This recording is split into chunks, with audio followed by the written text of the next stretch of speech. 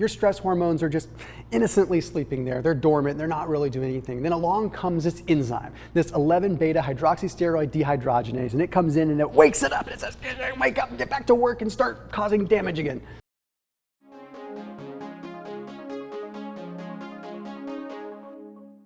It is a vicious cycle, okay? We get stressed out, cortisol levels elevated, yeah, whatever, we know all that, right? But we have inactive forms of cortisol, like cortisone, right?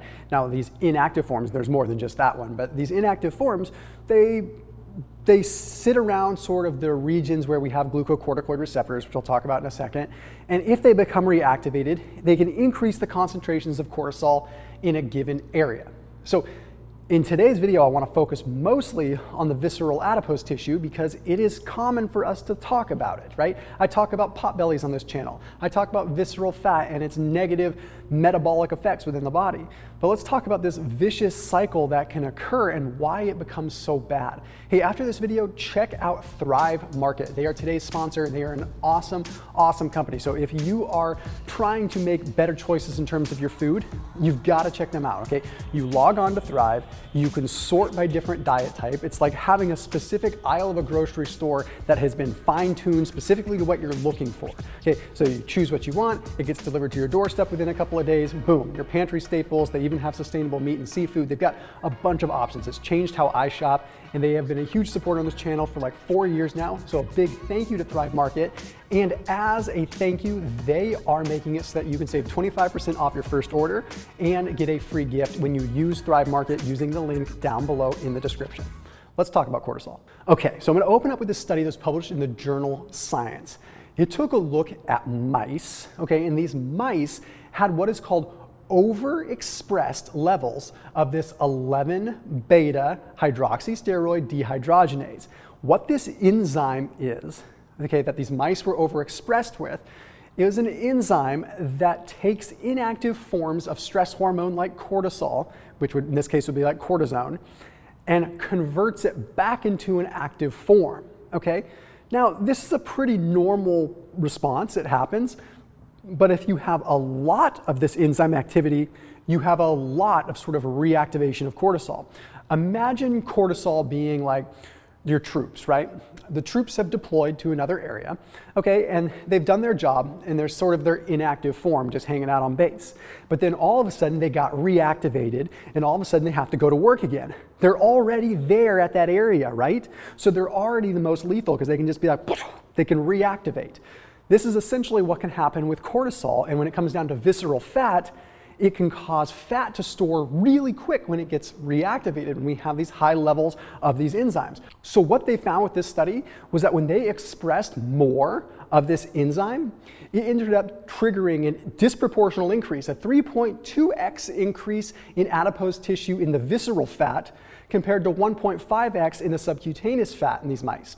So what that was indicating was the more of this enzyme, the more of this 11-beta hydroxysteroid dehydrogenase, the more of that was around, the more it disproportionately grew visceral fat stores. Okay, now I've talked about in other videos, we tend to store fat in our visceral fat region when we are under stress or have high levels of cortisol because of a very simple mechanism.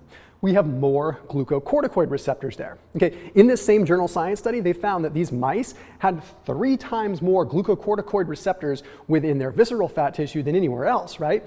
So what that indicates is that, okay, cortisol already likes our visceral fat. Okay, the more concentration of glucocorticoid receptors we have there, the more that cortisol is going to naturally flock there. But now imagine this, okay, so you have a place that cortisol likes to go, but now you also have an enzyme that reactivates inactive cortisol in that same region, creating even more active cortisol, and then more cortisol getting attracted, and then more visceral fat developing. And what happens when more visceral fat develops? Then we end up with more glucocorticoid receptors. Then we end up with more cortisol going there and more visceral fat. You can see how it is very, very hard to get a handle on. But that doesn't really answer the question of why we literally store fat there. Like, okay, we know cortisol is there, but what does that have to do with fat? Like, it's not answering that question, and it's been brought up in the comment section before. Like, why? Okay, we have more cortisol there, But that doesn't magically create fat. Like cortisol doesn't just turn into fat. Cortisol has an affinity for fat. It is very what is called pro-adipogenic. And this gets into a pretty complex system, right? There's all kinds of like pre-adipose, pro-adipogenic responses that just cause gene transcription and gene encoding to occur to allow fat to store. In this particular case, cortisol can activate adipogenic transcription factors. Okay, that means at sort of a gene expression genetic level, it's saying, oh, we have a high concentration of cortisol here. Let's go ahead and let's start adding some fat there. Let's just go ahead and start doing it. Why? There's a million different reasons why, okay? And honestly, a lot of it goes beyond me. Like why at a genetic level cortisol is triggering fat accumulation, we can only speculate, right? Is it a storage thing? Is it a safety thing? Is it an evolution thing? Is it a survival thing?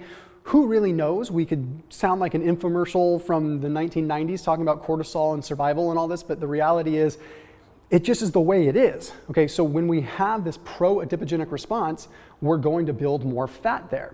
Now, I've done videos before talking about how do you modulate your levels of visceral fat. Okay, for one, of course, getting rid of stress, but also high intensity interval training. Okay, being able to tap into the visceral fat a little bit more. Having very restricted eating windows where you're maybe eating in an 8, 10, 12-hour period of time. Okay, there is a strong relationship between visceral fat and insulin resistance as well. So the more that you can allow your body's fasting glucose levels to come down and potentially modulate your fasting insulin levels, you may stand a little bit of a better chance of tapping into that visceral fat. That's why intermittent fasting is so commonly talked about in terms of visceral fat. Again, I'm careful to say that it's going to fix any one thing in particular, but if you understand this whole glucocorticoid response, when we have a stress response, we have an increase in cortisol. Cortisol is not always going to be fat accumulating. Cortisol can also be fat burning. If you are not having a bunch of food and insulin at one point in time, cortisol can activate hormone-sensitive lipase, and that can actually trigger the release of fats. That can trigger the mobilization of fats. That can trigger lipolysis. Okay, that can be a very good thing. So in like a fasted state, if you're under some stress, like from working out or high-intensity interval training, that can actually liberate some of those fats. But when your cortisol levels are chronically high and you're consistently keeping your insulin levels high because you're eating every 2, 3, 4 hours constantly, then that could be potentially causing that negative effect. So understanding how the enzyme process works and how it creates more cortisol as a result of just an enzyme converting inactive forms really helps us understand that it's not all about creating new stress. We create stress response simply by existing and having that enzyme. So as always, keep it locked in here on my channel, and I'll see you tomorrow.